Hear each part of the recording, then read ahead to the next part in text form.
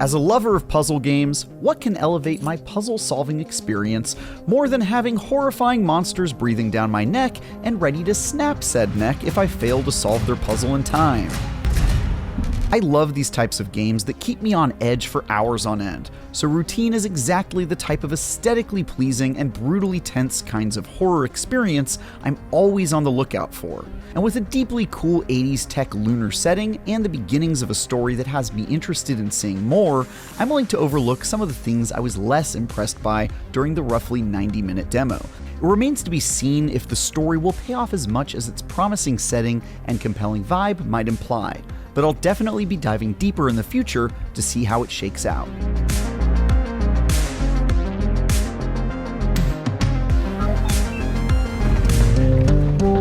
Routine is one of those horror games where you're forced to run around solving little puzzles while absolutely horrifying monsters stalk the halls, ready to kill you on sight if you fail to avoid their notice. You know, in the same vein as something like Alien Isolation or My Friendly Neighborhood. That comes with all the same pros and cons as its genre peers, where you have these really tense moments as you manage to solve a puzzle and rush through a door just before the bad guy you can't possibly hope to kill catches up with you. But you then also have plenty of instances where you're stuck in a room waiting for the dumb bad guy to turn around and walk away, leading to lots of moments where the tension sours into a monotonous waiting game. I tend to really enjoy these kinds of protracted hide-and-seek sequences, even if they do occasionally involve a bit of waiting, so this was right up my alley. In this particular case, I found myself on a moon base that had been taken over by killer humanoid robots, whose lidless, unblinking eyes searched for me as I repaired various broken electrical systems and tried to get through each area unnoticed.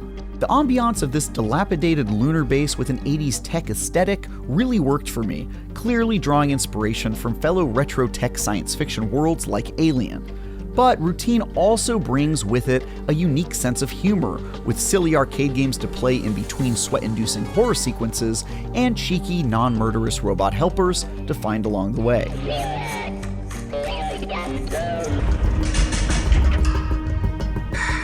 This is one of the biggest ways in which Routine sets itself apart, as its immaculately creepy vibes, unique retro aesthetic, and tongue-in-cheek jokes in between bouts of utter terror all coalesce in ways I haven't seen before. I didn't get a very strong sense of whether or not the story will deliver something worth all the stress and jump scares along the way, but hopefully all this neat world building will translate into something as awesome as the setting. With some solid environmental storytelling and hints at some kind of mysterious viral disease at work, it has certainly piqued my curiosity.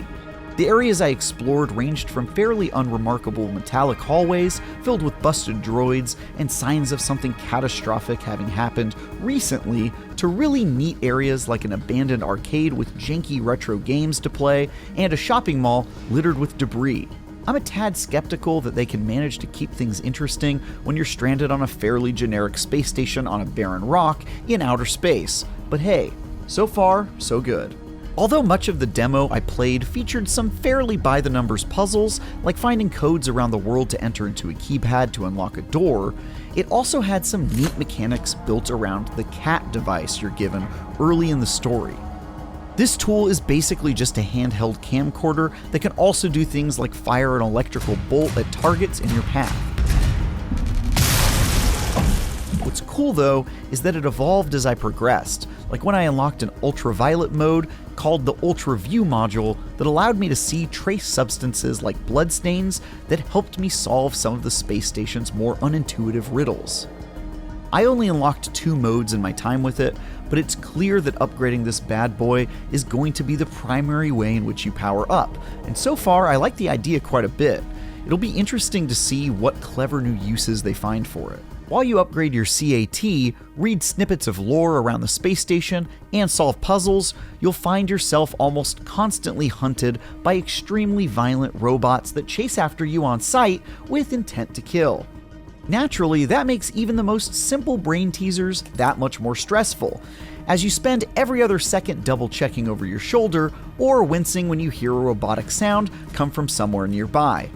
It's not exactly an original premise, but it's certainly the classic type of horror gameplay I've come to know and love over the years, and something we could definitely use more of. One thing that was a bit disappointing, at least during my extremely early time with the story, is just how easy it was to outsmart the fairly dim robots hunting for me, to the point where I was never actually killed during my time playing. They make a ton of noise as they march around electronically, give up the chase as soon as you start running away, since they can't hope to compete with your speed, and don't do a very thorough job searching for you if you're hidden in an obvious corner they haven't bothered exploring yet. But that doesn't mean they aren't still as intimidating as hell. The robotic shrieks they make every once in a while made my skin crawl.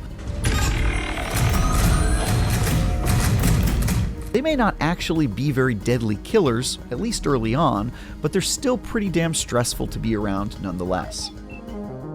For more on Routine, keep an eye out for our month-long coverage of this mechanical horror as part of IGN First, and for everything else, keep stalking the halls of derelict space stations with IGN.